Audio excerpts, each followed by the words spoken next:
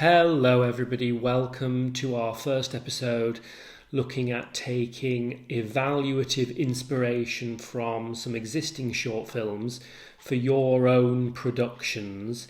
If this emerges as being useful to you, I'd be greatly appreciative of a subscription, a like, a hitting of the notification bell. I want to apologise as well for some of the audio issues that I'm having in some of my episodes. Last episode, there's a really annoying buzz in the background that seems to be some sort of interference on my pretty decent microphone from somewhere in that particular room. So hopefully when I'm in this room, which is a little bit more reverberant, you're at least not getting that background buzzing, I hope.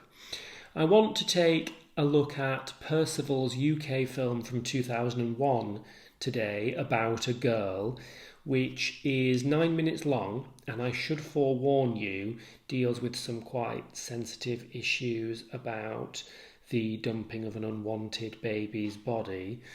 A young girl tells the story of her life and her hopes for the future, perhaps naive as they may seem, whilst walking alongside a canal.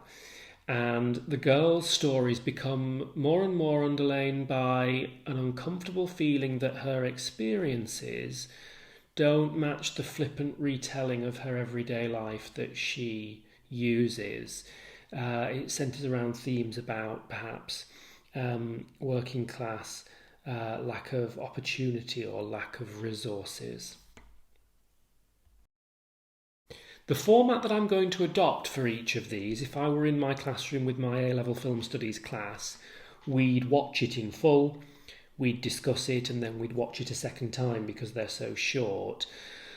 Unfortunately, I don't really feel able to publish an entire short film like this. Actually, copywriting, depending on the legalities behind each film, might allow for that, but I'm not comfortable with doing so for an entire piece of production like this. So I'm going to direct you via link to somewhere where you can access it. In most cases on YouTube, in some cases on Vimeo or elsewhere. And then we'll analyse some ideas before you can go back and watch it a second time. I suggest that you watch it a couple of times so that you can inculcate the ways that it might inspire you. Here's the link for About a Girl. I do find sometimes these come and go year on year, and you might have to just Google it. If you Google it as the title, brackets, the director's surname and the year of production, you should come across each one somewhere, somehow.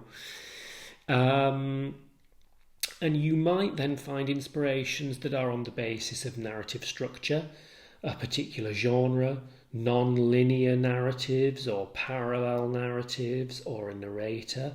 This definitely has a narrator that breaks the fourth wall. Or it might be something to do with more logistical inspirations for you in terms of handheld versus Steadicam camera work, or the editing, the use of music, the use of mise-en-scène, any number of possible things. Each episode for the short films that we're looking at as inspiration, I'm going to adopt the same format of how to approach this that I've stolen from the Eduqas exam board's materials. What did you like about the film and what didn't you like? What narrative or aesthetic ideas could you lift and use in your own production? Or what wouldn't you use for particular practical reasons? And then I want to start with the narrative itself. And I'm going to go for a column where you could have your ideas versus my ideas. If it says Mr. R's example, they're my own material. If it just says example, it's one that I am lifting directly from Eduqas's board and resource materials. So starting with narrative, how does each establish the protagonist? What information do we find out and how is that conveyed? How are other characters established? How is setting, time and place established? What mysteries, the mysterious, the enigmas, what enigmas are created and how? Look at binary oppositions. If you remember nothing else, In terms of narrative structure inspirations, in terms of plot, what binary oppositions between characters are created, that's what will make your short film compelling or not. What crisis crops up and how is that conveyed? Think about Todorov's 5-stage structure if your teacher's done that with you. How is it resolved? Or is it open-ended, which short films often are? Once you've thought about narrative structure, go beyond that to aesthetics for meaning and effect. What did you think was the intention of the filmmakers? Is there an intended intellectual message or emotional response? How was that achieved through the aesthetics? Binary oppositions, and what were the effects in terms of meaning and response to those oppositions? Inspiring cinematography, and what you think is meant to be conveyed in terms of meaning and response. Inspiring editing for meaning and response. Mise en scène for meaning and response. Sound that was inspirational for meaning and response. Genre conventions, tropes and expectations for a particular genre, and how they might be subverted in the case of some of these films. And narrative conventions in terms of structure or Todorov's theories. How is the diegesis established at the beginning with the equilibrium, what we expect of the story world norms? How is some sort of crisis or disruptive event brought in, perhaps using dramatic irony, whereby initially our characters aren't aware before they recognise that problem in the 3rd stage, and in the 4th stage, how the tension ramps up and they attempt to repair it before, if that repair is successful, re-establishing the equilibrium at the end. Or conversely, in a short film, as I've oft said, often occurring an open and unresolved ending, something that your English teacher would often at Key Stage 3 and 4 have told you not to do because it was lazy, can actually be a really useful tool in something as short as a 5-minute film, whereby your active spectators are having to come up with what they think their denouement or resolution was. Once you've looked at the nitty-gritty of micro features, how are you going to use that as inspiration for your macro features? Does the film include any of these examples of a narrative with a distinct genre, a narrative with parallel storylines or a non-linear plot, or a narrator? And if so, how's it done? Consider film form, narrative, and genre. What are the characters like? Do you like or dislike them, and why? Are you aligned with them or not? And how are the themes and messages conveyed?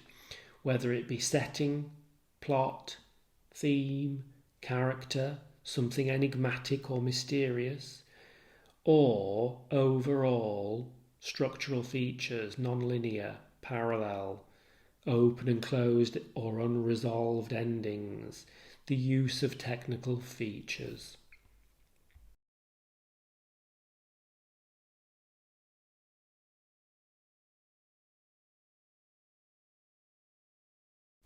In About a Girl, we open with a low-angle silhouetted shot with her diegetic singing of pop songs by the likes of Britney Spears.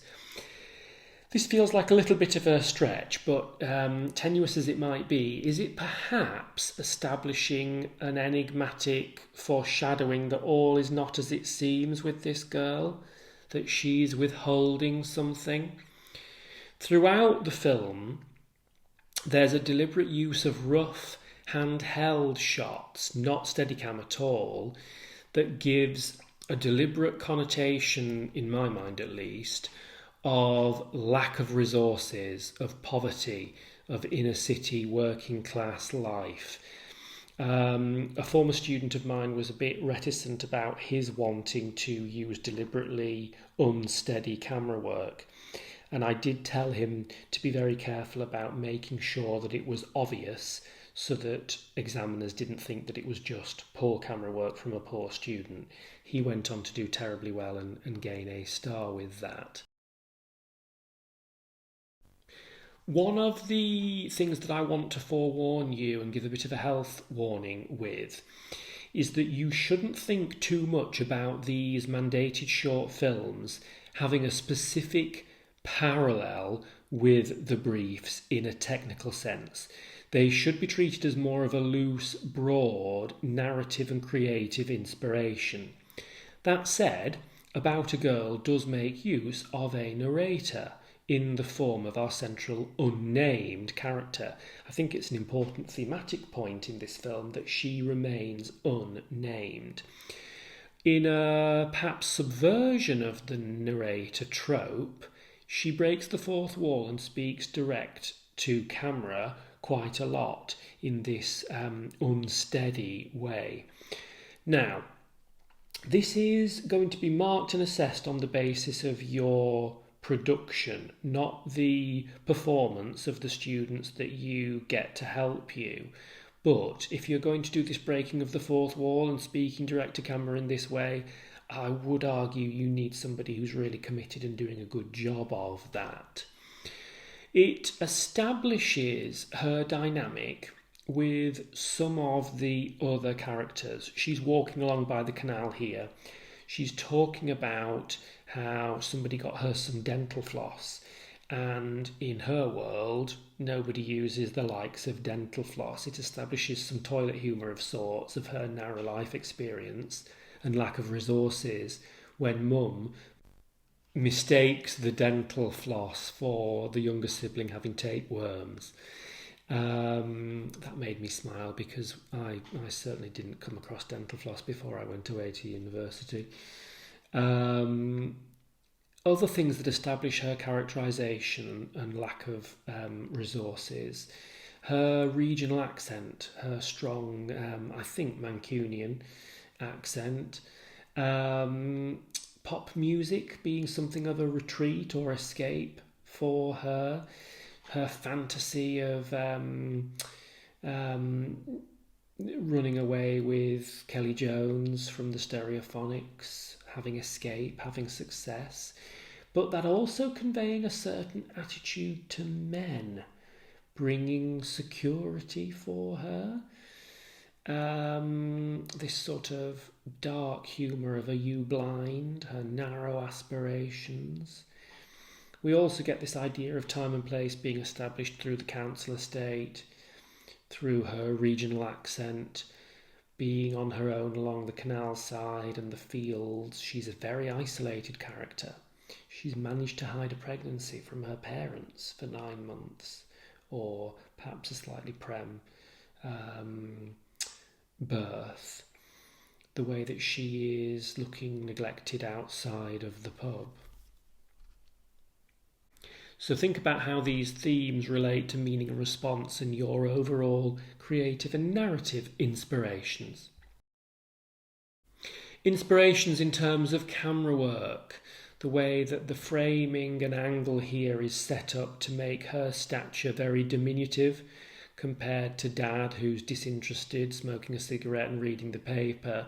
The strained relationship between the two is established very much through the camera angle, making her smaller than him, even as she tries to assert that she's not a kid in this immature way. And we come back to this again when she's essentially begging to move in with him and Dad's simply not interested.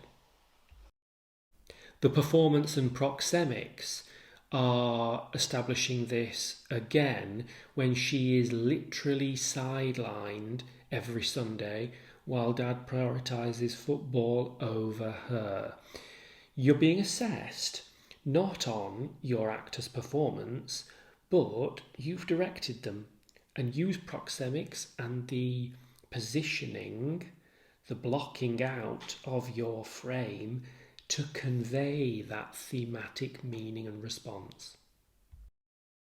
Similarly, by different technical means, but in another use of proxemics, the foregrounding here of the girl, but the shallow depth of field pulling focus to Mum, who's preoccupied with her scratch card, establishes the neglect.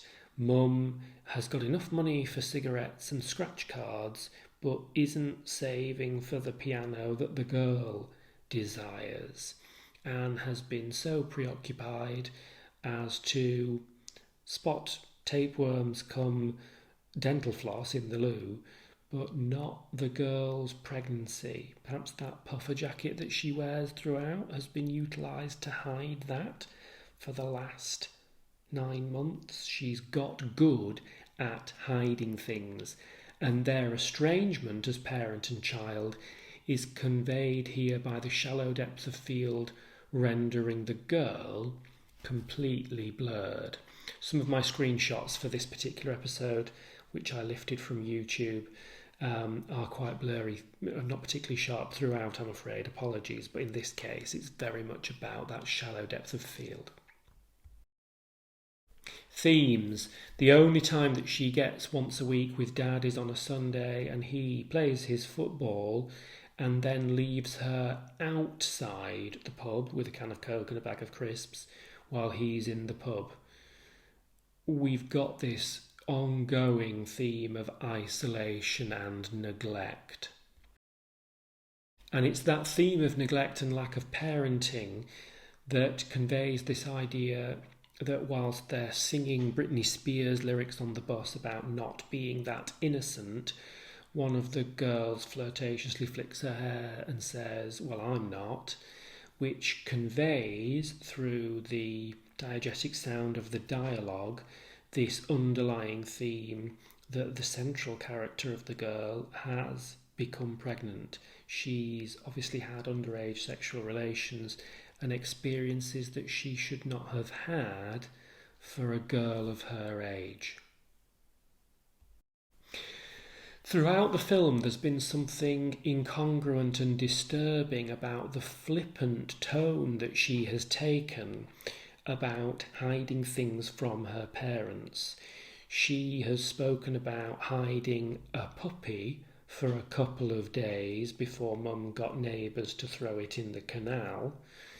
And now, in a very different scenario, she has hidden a baby, and we've got this disturbing, very low angle underwater shot of the baby being disposed of in the carrier bag that she's been carrying throughout the 8-9 minutes of the film.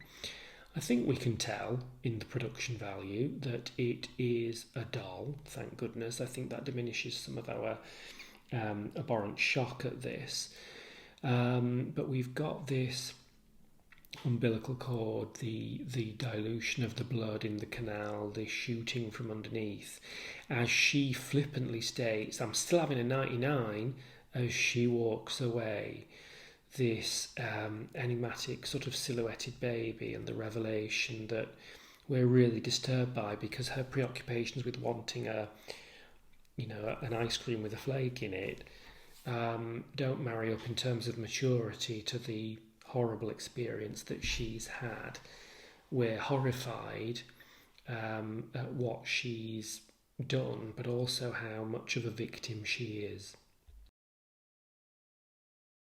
So this sets up a number of binary oppositions for us. The girl versus the parents, the younger versus the older, male and female is a theme about whomever has gotten her pregnant in the first place, but the way that she expects that the only way that she's going to be saved from this life is to be whisked away by a pop singer. The crisis is the dumping of the body right at the end and is not really resolved. It's a very open ending that's very disturbingly flippant.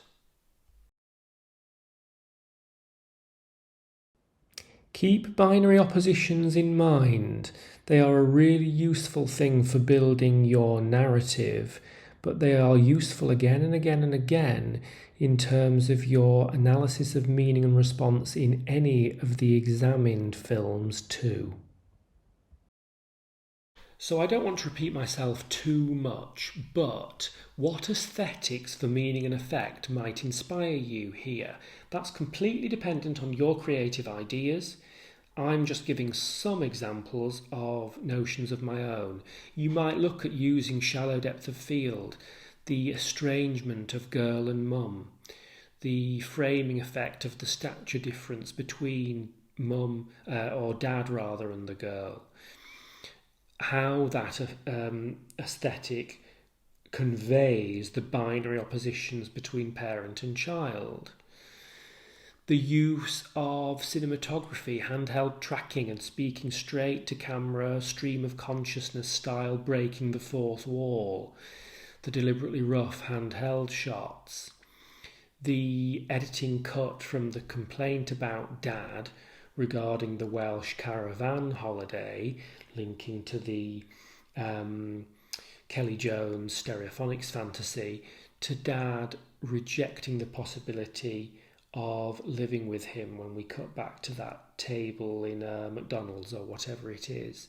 She must have asked and he's simply said that it's too much hassle.